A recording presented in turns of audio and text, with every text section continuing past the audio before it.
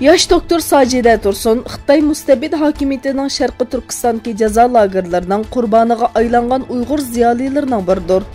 Doktor Sajida Tursun 1986-yili Aqsu shahrida dunyoga kelgan. Kichkidan Xitoy maktablarida o'qigan Sajida Shanxi Pedagogik universiteti G'arbiy Shimol millatlar tadqiqot markazining millatshunoslik kasbida o'qigan. 2013-yili Germaniyadagi mashhur tadqiqot o'rinlaridan Max Planck universitetining o'qish mukofotiga erishib, 2016-yili antropologiya kasbi bo'yicha doktorlik unvoniga erishgan.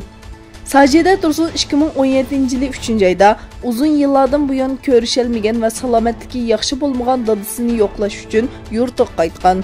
Lekin Urumchi aerodromiga tushishi bilan tutqun qilingan ve qağılıqdaki bir yığılış lageriga qamalgan.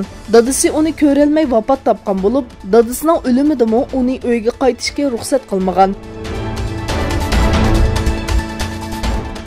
Avstraliyalik Xitoy yozuvchi va mulohizchi Yang Xingjun Xitoyda g'oyib bo'ldi. Sydney Texnika Universitetining Xitoy ishlari tadqiqotchisi Feng Chongyi uning o'tgan hafta New Yorkdan Guangzhouga ketganligi va shuningdan buyon uning bilan aloqalashmaganligini hamda uning Xitoy bexatarlik tarmoqlari tomonidan qamab qo'yilgan bo'lishi mumkinligini bildirdi.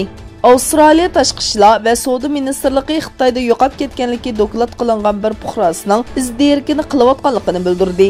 Xitoy tashqi ishlar ministrligining bayonotchisi bo'lsa, bu ishdan xabarning yo'qligini aytdi.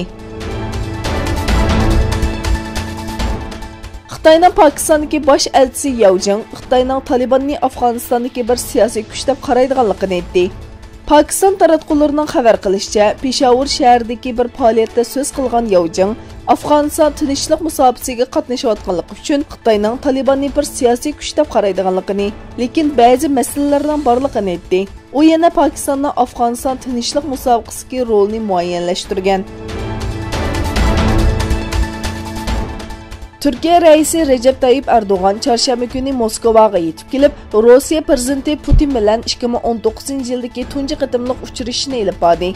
İki rahbar ikki davlat munosabati, shundaqla Suriya masalasini cho'rdigan holda rayon va xalqaroliq masalalar haqida fikr almashtirdi.